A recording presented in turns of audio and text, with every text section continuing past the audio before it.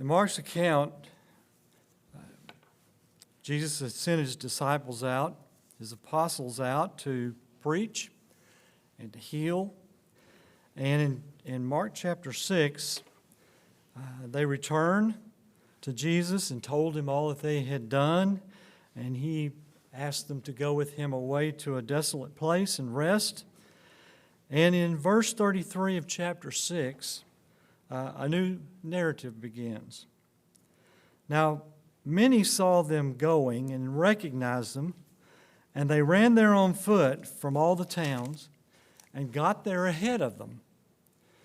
When he went ashore, he saw a great crowd, and he had compassion on them because they were like sheep without a shepherd. And he began to teach them many things. And when it grew late, his disciples came to him and said, "This is a desolate place, and the hour is now late. Send them away to go into the surrounding countryside and villages and buy themselves something to eat." But he answered them, "You give them something to eat." And they said to him, "Shall we go and buy 200 denarii worth of bread and give it to them to eat?" And he said to them, "How many loaves do you have? Go and see."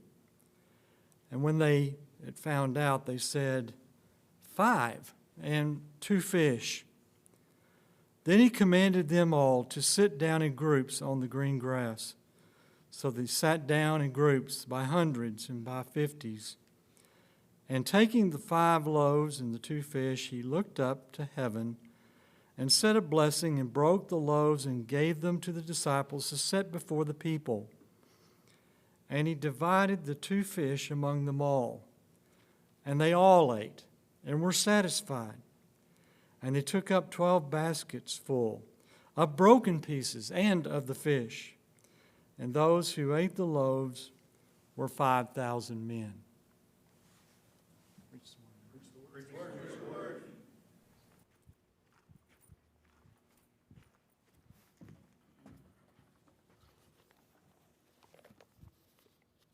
Appreciate that reading of the Word. In fact, you read it so well, I want to hear the rest of the lesson. We got 4 gospel accounts. Of course, Matthew, Mark, Luke, and John. But we've only got one gospel. We've only got one Jesus. We've only got one story. So the four perspectives all add something to the story because of what they took away from it as it unfolded before them. They spoke from different contexts, from different personal backgrounds. They spoke to different audiences, spoke for different purposes. So all that is reflected in the 4 accounts if we could read all together all the time. Maybe that's why we're told the sum of thy word is truth. When you look at the guys who wrote, their background is so different. Matthew, of course, a Jew, an apostle of Christ, the chosen apostle. He'll speak often from Old Testament scriptures and feasts and laws and quote the background of the Old Testament. He'll speak a lot about their traditions. He'll touch on about 50 days out of the life of Jesus altogether. Now, Mark is younger than the apostles. The apostles stopped at his house whenever they were in town, and Mary always fixed some coffee and rolls for them, and they sat around and visited. And Mark was the young guy sitting there listening to the old fellas telling their stories.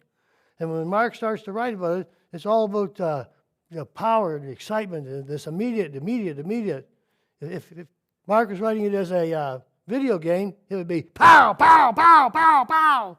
These things are all happening, So Mark's just throwing all this energy into it. He's talking. Mark will touch on about 50 days of the life of Christ. Now Luke, he's not an apostle.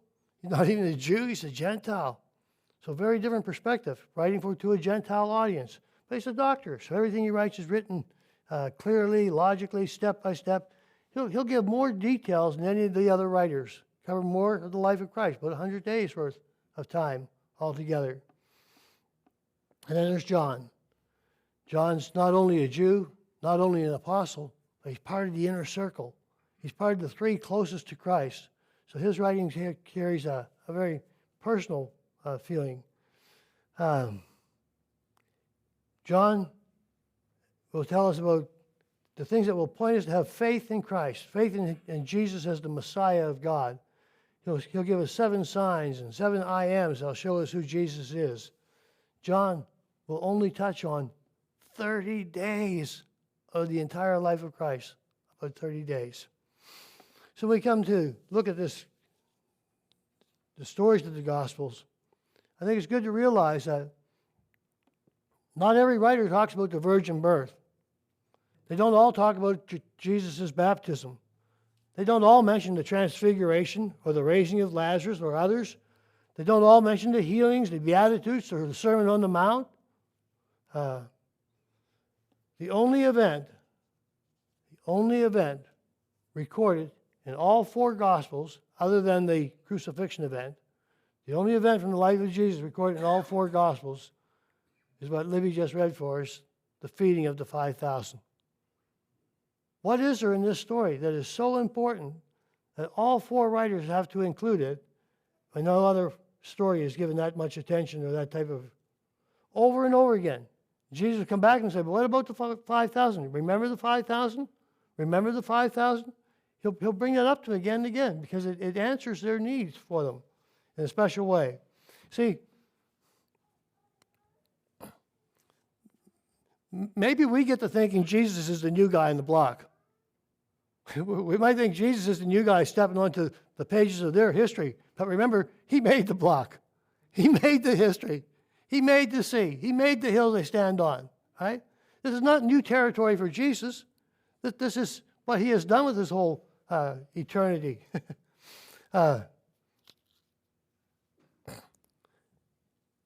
Mark is going to help us to see, and as the other writers will also do, there are no barriers with Jesus. There are no walls. There are no difficulties. There are no impossibilities because Jesus is able to do anything. He looks at these multitudes of people who are coming and he feels for them like as if they are sheep without a shepherd. And he's out of compassion, driven to do something for them. Jesus is the center of the action. Mark will highlight the compassion of Christ. John will speak of his power over the things of this world. Matthew will contrast the feeding of the 5,000 with Herod having a feast out of which John the Baptist will end up being beheaded. And then, as the story unfolds, there's a pause for some sorrow time. They get the news that John had been beheaded. John the Baptizer had been beheaded.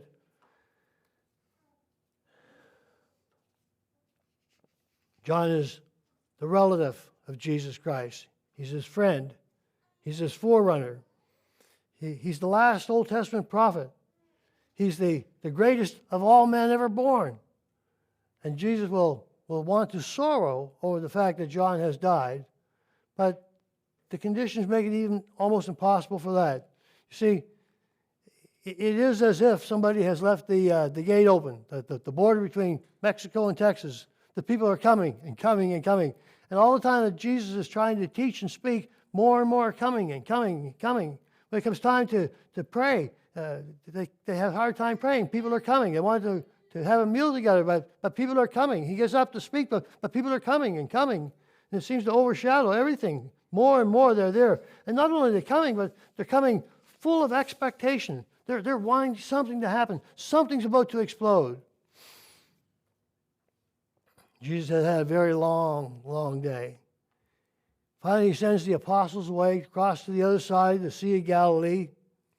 He sends the multitudes away, and he tries to get some of that God time, go up to the mountain by himself to pray.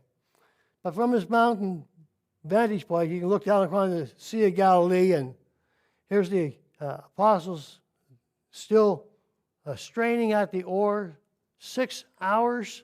Now, to put this into perspective, the Sea of Galilee is the same size as Loop 289 around Lubbock. That's the circumference. The sea's 33 miles, the Loop's 29 miles, I think, if I remember right. So it's about the same size as that. But it says they're 3 miles offshore. That's halfway across the sea already. it wouldn't take that long to go around the whole thing. But they're out here straining at the oar. And Jesus can see this from where he is. So he comes down intending to go where he wants them to land. And Mark tells us he's going to just take a shortcut right across the sea. He intended to pass them by. But they're there, man, they're straining and straining the storms. You know, the Sea of Galilee is so unique. When God put it in place, he dropped it 1,000 feet below the sea level. The sea's below the sea. Surrounded by mountains, makes it subject to these fast rising storms. They're caught in a storm, and Jesus comes walking by, and they think it's a ghost. You know, they're tired, the wind's blowing, they're afraid. They're a ghost, a ghost. And Jesus said, no, don't be afraid. Do not fear. It is I. He says, he literally says, I am. John would love that, the I am statement. And then only at this point, only Matthew tells us that Peter got up out of the boat. Peter said, Lord, if it's really you, bid me to come to you on the water. Come on, Peter. And he did. He got up, and the other guy said, sit down, you fool. You just dumped the boat over. He got up and get out of the boat. And not only get out of the boat, but he started to walk to Jesus. Nobody else did that. He's walking on the water, you know. And then he gets out there and says, good night. The wind's blowing, the sea, the waves begin to sink. And Jesus looked at him and said, why did you begin to doubt? Why did you begin to doubt? They both got into the boat, and the wind stopped, the waves settled down, everybody's astonished. And then Jesus says to them, now listen to this. Did you not gain any insight from the incident of the loaves? Their hearts were hardened. Immediately the boat was at the land to which they were going. And Jesus is saying, don't you get it? Don't you understand? Can't you see I'm in control? This is my realm. This is my world. With you, things are possible. With man, things are impossible. But with God, all things are possible. There are no limits. There are no barriers. There are no walls. You worry about the sea, I made the sea. You worry about the wind, I made the wind. You know, there are no limits to what God can do. There is a constant battle through these stories between the physical and the spiritual. The disciples are trying to answer all the spiritual problems with physical answers and struggle to do so. The crowds have decided that when they see that Jesus is not there and the disciples aren't there, that they must have crossed the sea. They decide we better walk around the sea to the other side and go find them. Some even ran around the sea. When Jesus arrives on the other side, people are waiting. Thousands of people are standing there waiting for him to show up again. And he's moved with compassion. They're like sheep without a shepherd, he thought. Jesus is at the peak of his popularity. John would make this clear that he's become so popular that the people are going to force him to become king. So they're not looking for a spiritual leader, they're looking for physical help. Jesus says to them, you seek me not because you saw signs, but because you're filled with the loaves. Do not labor for food which perishes. Don't labor for the food that's going to rot and perish. Don't give your life to stuff that's not going to last. But labor for the food which endures to eternal life. All they wanted was their physical appetite satisfied. All they wanted was just the things that they could shove in their mouth. There's no spiritual hunger in them. They wanted only that which could spoil. They were looking for Jesus, but for all the wrong reasons. They would rather trade God's eternal blessings for a few pancakes and sardines. That's what the loaves and fishes are like. In fact, the bread would be a small little round thing, and the word that John uses to describe the fish is not the tilapia type fish, but rather a word that means relish. A little fish that's used for flavoring rather than for a big fish. Jesus will be seen as the true bread of God, the bread that came down from God. In fact, he came from the house of bread. That's what Bethlehem means, from the house of bread. He said, I am the bread of life. He who comes to me shall not hunger, and he who believes in me shall never thirst. That's what he told the woman at the well. Drink this and you'll never thirst again. Jesus will tell them that they must eat his flesh and drink his blood. Well, that's it. Going to eat his flesh and drink his blood. They started to turn away and leave. And thousands are walking away, leaving him, because they don't want to go that deep. They want to know what this means about eating flesh and drinking blood. Jesus is saying, I alone can sustain you. I can provide you. I can be all you need. But they have decided to leave. That's the feeding of the 5,000. There's also a feeding of 4,000 that Mark will tell the next 2 chapters. The 5,000 was up in Galilee, north of the Sea of Galilee. The feeding of the 4,000 is down in Decapolis, an area to the southeast of the Sea of Galilee, into a Gentile area, community. This time he's got 7 loaves, a few fish. They gather up 7 basketfuls after they've been fed. Now here's the neat deal. Only Matthew and Mark will tell you about the second feeding, the feeding of the 4,000. You don't get that from John or Luke, and they don't even mention it. Jesus feeds the multitudes. Again, they gather up 7 basketfuls of what's left over, and here comes the Pharisees and the Sadducees coming up to question Jesus. And they're saying, we want to see a sign from heaven. Dude, look. See those baskets? Look. Here it is. Here's the baskets they're carrying away. Yeah, we want to see a sign. Don't you see? Don't you understand? Don't you get it? Jesus is asking. When Jesus got into the boat, the sea calmed. The boat arrived at shore where it's supposed to go all of a sudden for them. Jesus is in control of all. When the disciples get in the boat, Jesus says to them, you got to be careful of the leaven of the Pharisees. And they still think, leaven. Oh, we didn't bring bread. No, they've got 1 loaf. So they're concerned over how much physical bread do they have on the boat with them. And Jesus is saying, watch out for the Pharisees because they're going to undermine what I'm doing. They're going to kill me when we get to the city. They're thinking only about, do we have enough physical bread? Look at Mark chapter 8 now with me. Mark chapter 8. Verse 16, they began to discuss with one another the fact that they had no bread. And Jesus, aware of this, said to them, why do you discuss the fact that you have no bread? Did you not see? Do you not understand? Do you have hardened hearts? Having eyes to see, they see not. Having ears to hear, they do not hear. Do you not remember? Aren't you getting this? Doesn't it sink in? That there are no boundaries, there are no limits, nothing is impossible. And they are not getting it at all. He says, have you gained any insight yet? They're stressed over all of the physical things and miss that Jesus is the spiritual answer for all. If he could calm the storm, if he could feed the thousands, if he could heal the sick, if he could raise the dead, what do they have to fear? What is it they have to worry about? What is it to distract them from the work of God if they can just see God in Christ for all he is and trust him? This is what they need to do. Just trust him no matter what. He reminds them. He'll ask, did you not get it? Did you not understand? It reminds me of Jeremiah chapter 32, where he says, there's nothing that's impossible for God to do. There is no difficulty that he cannot conquer. Nothing's too big. Nothing's too far. Nothing's too much beyond him. There are no limits. There are no barriers. All things are possible. He will tell them. You worry? Worry is just a prayer to the wrong God.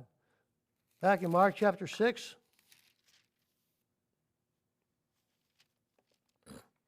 Mark chapter 6, let's look at verse 50. They saw him and were terrified. But immediately he spoke to them and said, take courage, it is I, do not be afraid. They got into the boat with them, the wind stopped, and they were utterly astonished, for they had not gained any insight from the incident of the loaves. Their hearts are hardened. They weren't getting the message. Didn't sink into them. Back to chapter 8. Chapter 8, verse 14. They had forgotten to bring bread. Every time they forget to take bread, Jesus said, did you remember? Have you got the message yet? They forgot to take bread. They said, well, we got just one loaf. Verse 15. He was giving orders to them, saying, watch out, beware the leaven of the Pharisees and of the Herod. And they began to discuss with one another the fact that they don't have any bread. Jesus said, why do you discuss that you have no bread? Did you not see? Don't you understand? Don't you remember? Aren't you getting the point here?